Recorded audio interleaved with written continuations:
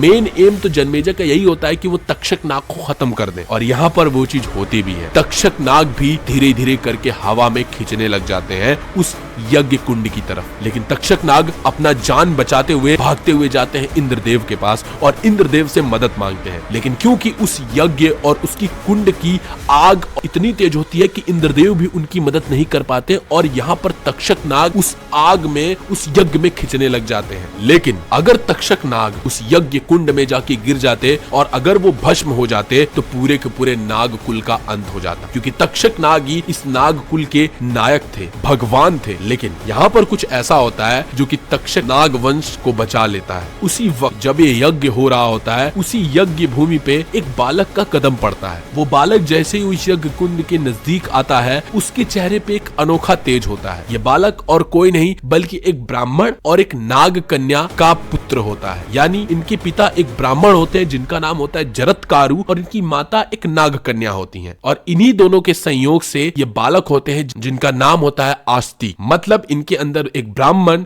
और एक नाग दोनों का रक्त प्रवाह हो रहा होता है। और उसके बाद जब ये इस यज्ञ के नजदीक पहुंचते हैं, यहाँ पर वो जन्मेजय और यहाँ के सभी ऋषियों का आवाहन करते हैं, और उनके आवाहन से जन्मेजय इस लड़के से प्रसन्न हो जाते हैं। और प्रसन्न होते ही वो लड़के से बोलते हैं कि हे वत्स, मेरे से एक वर मांगो। वर मांगने का मतलब एक विश मांगो। और जब आस्तिक ये वर जन्मेजय से मांगते हैं, जन्मेजय ये वर सुन के शौक हो जाते हैं और काफी धर्म संकट में भी पड़ जाते हैं कि एक तरफ उनके पिता का प्रतिशोध और एक तरफ उनकी जुबान से निकली हुई एक राजा का वचन, किसकी ज्यादा कीमत है। लेकिन यहाँ पर जन्मेजय अपने कलेजे पे पत्थर रखते हुए अपने पिता के प्रतिशोध का विष घूंट पी करके आस्तिक से बोलते हैं, ठीक है आस्तिक, मैं इस यज्ञ को रुकवाता हूँ। और वो इस यज्ञ को रुकवा देते हैं। लेकिन सबसे बड़ी बात ये, उस यज्ञ के रुकने के बाद तक्षक नाग और भी कई सारे सर्प बच जाते हैं। लेकिन यहाँ पर जन्मेजय के दिल की वो प्रतिशोध की आंधी तो शांत हो जाती है। लेकिन कुछ वक्त पहले वैशंपायन जी ने उनके कुल यानी महाभारत की थोड़ी सी कथा सुनाई थी, उसको जानने की भूख बहुत तेजी से जाग उठती है। और वो थोड़ी देर चुप होकर के